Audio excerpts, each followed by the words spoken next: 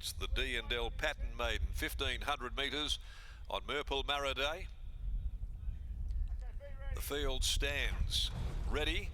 Offered racing, great start too. Caught them in a near perfect line. One of the first to go, Call Time.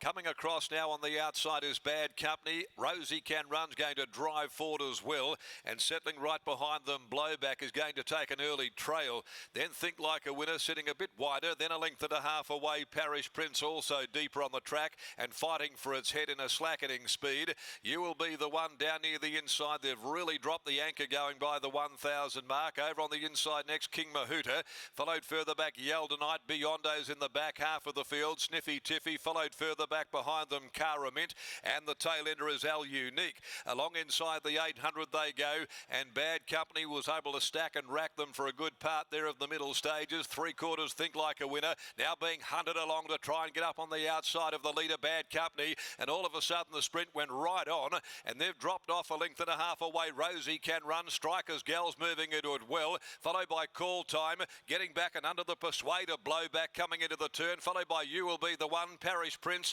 and further back is King Mahuta Beyondoh. At the top of the straight though, Bad Company joined by Think Like a Winner. Think Like a Winner got the head in front. Strikers Gal, Rosie Can Run, both put their claims in on the outside. Strikers Gal on the outer though, ranges up, grabs the lead from Rosie Can Run. They head off Think Like a Winner. It's Strikers Gal, Rosie Can Run, and now You Will Be the One charging at both of those. Here's a great go in the first. They split the line. It might be Rosie Can Run, but it's very close. It could be Rosie Can Run and no Strikers Gal, and a similar margin then on the outside. You Will Be the One in a wonderful three-way finish. Think Like a Winner behind those, King Mahuta, Bad Company and Blowback, Sniffy Tiffy, Al Unique followed by Beyondoh, and then came Parish Prince, Yeldenite well back. Call Time is next, and the distant last is Cara Mint. We wait for the numbers here after the running of the opening event for the day between Rosie Can Run, Sean O'Donnell, first time aboard, regular rider Jason Whiting on Strikers Gal, thinking, oh no, not the Donga factor. And then You Will Be the One on the outside, but it will go the way of Rosie Can Run for the Graham Ballantyne stable. And this man, who has got an extraordinary and an uncanny knack for getting onto horses for the first time and getting them home, has delivered.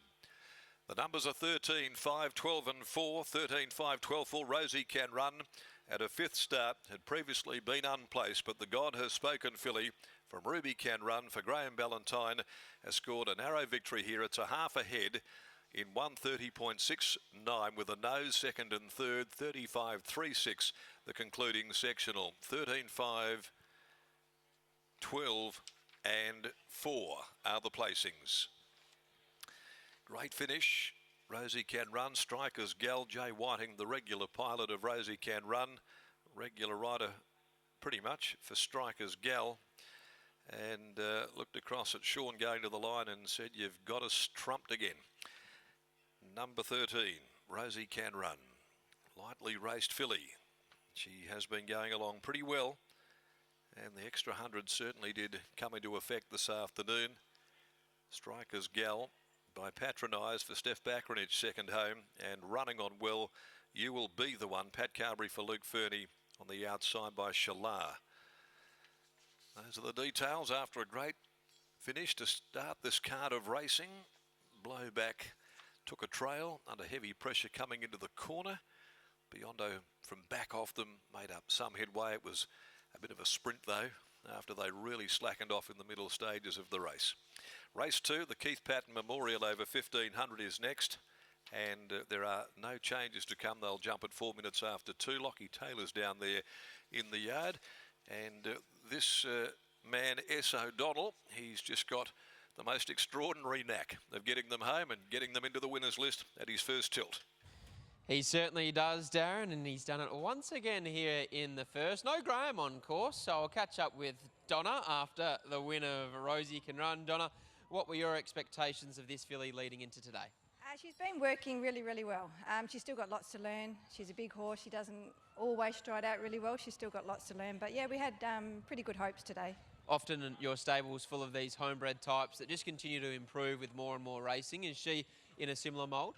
I think so, yeah. I mean, she's a half to Jellican run, and he's, you know, he's been a bit hit and miss, but he goes really good. So I think so. I think she's got a few more wins in her this one. Yeah, she's a big, nice, strong mare, and I think or filly at the moment. But yeah, no, beautiful, beautiful horse. What's next for her? How's she handling things behind the scenes? You look at her in the mounting yard, only a few metres from us now. She's a big, big girl. She must do really well behind the scenes. She does, yeah. I think we'll probably take it slow with her though, because she's still got a lot of growing in her, and you know, don't want to push her too hard and fast. So whether she has another start or we'll work out how she pulls up after this one. Angel's my name later on today. She's knocking on the door. She's an ever consistent mare. She tries hard, but it's hard to be a leader and win. So yeah, no, she's got another win in her somewhere along the way. Fingers crossed. It's been a great start to the day regardless. Well done. Thanks, Lockie. There's Donna Ballantyne after the win of a Rosie Can Run.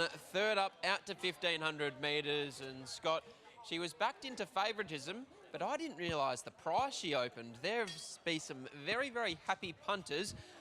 After she opened, was it $11 or $12? $12, yeah. $10 tab touch as well, Lockie. So plenty of money around for her. She's gone, as I said in our preview, from the 5th line of betting on opening to going around favourite here and getting the job done. 13, 5, 12 and 4. She's too tough for them in the end. Striker's Gal loomed up and ran another very honest race. You Will Be the One was getting over the ground really nicely late into third as well. And I suppose that if you're looking at that, two of the top three being 3-year-olds taking on the older horses with only 54 kilos on their back, it certainly continues to be a bit of a theme. But so does, speaking of themes, Sean O'Donnell jumping on for the first time. Donga, you've done it again. Oh, yeah. I think Fishy got a fit for me today.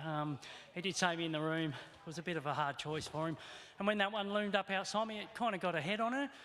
Might have peaked a little bit, and this big girl just kept rolling. She jumped well. Big horse, I just put her outside the leader, and courageous effort. Hadn't had many starts, and yeah, she was on the money today. And at about the 600-metre marker, you went from outside the leader to just in behind them as that 1-3 deep around you took off. Yeah, that was pretty good, even though we're punching the breeze down the back. But I could see Chris, he's just sitting in no man's land, and then the pace went on. I just let him go, and it was good because I had a good card up instead of her hitting the front too early and getting lost. So it all worked out, and yeah, great to ride a winner for Graham and Donna again. Haven't rode for them for a while. It's a pleasure. Congratulations. Hello, and to my wife, love you, mate. There's Sean O'Donnell, as always. He's back in some form, which is great to see. He combines with Graham and Donna Ballantyne and progressive 3-year-old filly Rosie Can Run to take out the opener here at Ascot.